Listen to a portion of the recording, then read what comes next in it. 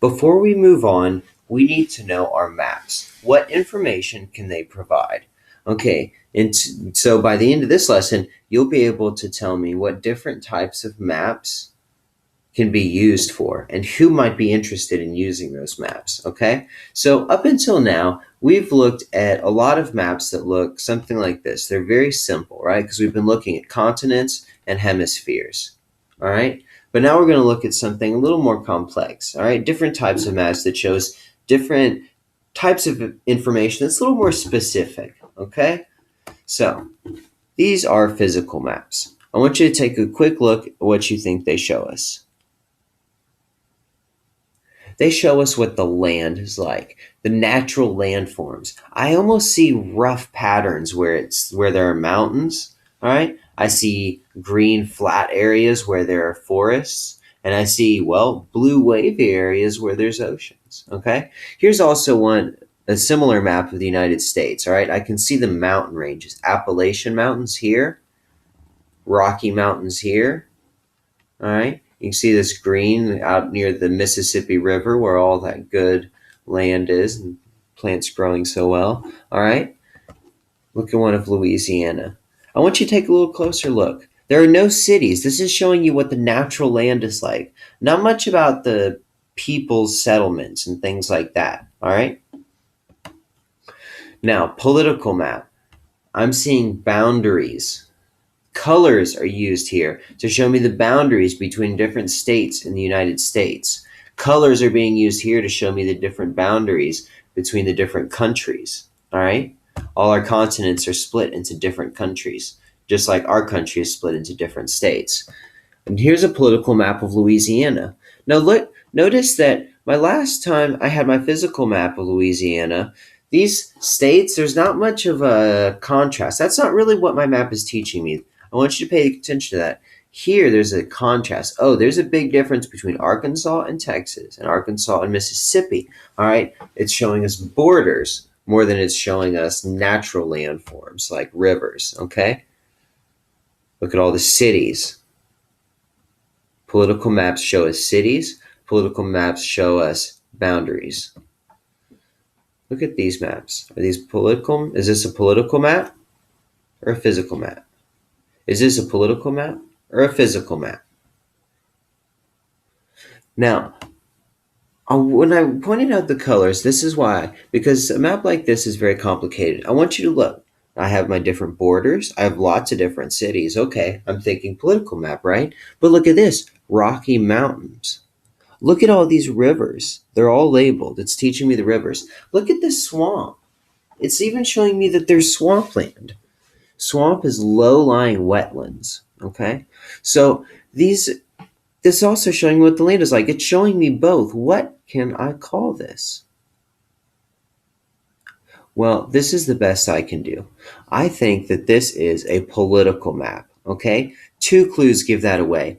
The colors, the big contrast, I see more difference between Kansas and Missouri than I see between the Rocky Mountains and the Great Plains. This shows me that it's not showing me as much about the way the land is as it is these boundaries. That's the biggest difference. I also look at my key. We're going to talk more about keys later, but boundaries are the first thing that come up, then rivers, then even more cities before I get into swamps. All right? So we're going to look at more maps. Here is a resource and product map. They're kind of used interchangeably. That means that you use them either way because the resources you have also determine the products. This map shows it clearly. If you have trees and you have fish, then you have the need for ships. So trees and fish are your resource, and ships are your product, and seafood would also be your product. Okay? Here's a resource product map of South Africa. Let's get a little bit closer there. I see there's different products like coal, diamonds. Remember, the natural resources are things created by nature and used by humans.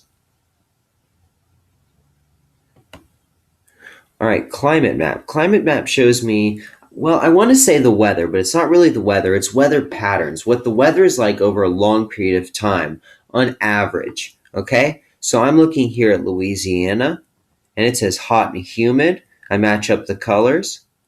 Well, that's a pretty good description of Louisiana. All right, climate map. Now, that not only told me how wet it was, humid, which means that it's very moist. Climate maps can also show you the average temperature. So, is it mostly warm or mostly cool in these places? Okay. Here up in Canada, these are very, very cold. We get warmer and warmer as we see these colors show higher and higher temperatures. Okay. Two different types of information climate maps can teach me: how much rainfall and temperature. Look at what the climate maps have in common: colors to show weather patterns. All right, elevation map.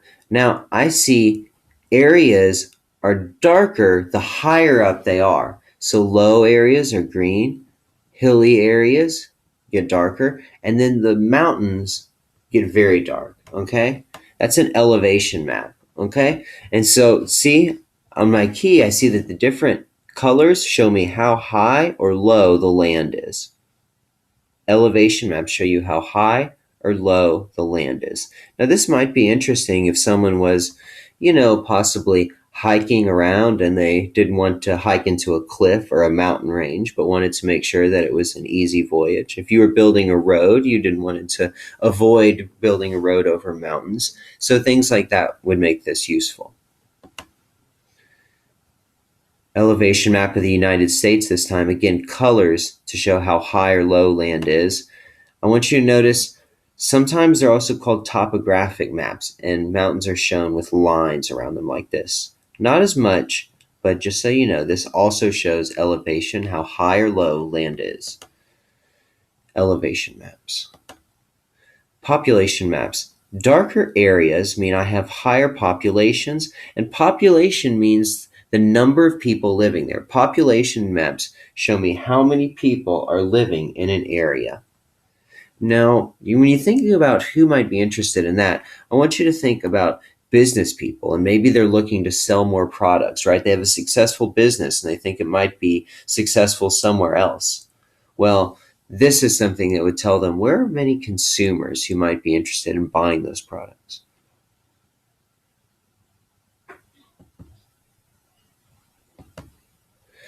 All right, here's another population map. It's a little simpler in the way it gives information just of our country. Look at the similarities. Color show numbers of people. Darker, more people in both of these. All right, what type of map is this? What type of map is this? What type of map is this? Oh, yeah, that's a little too easy. How about this?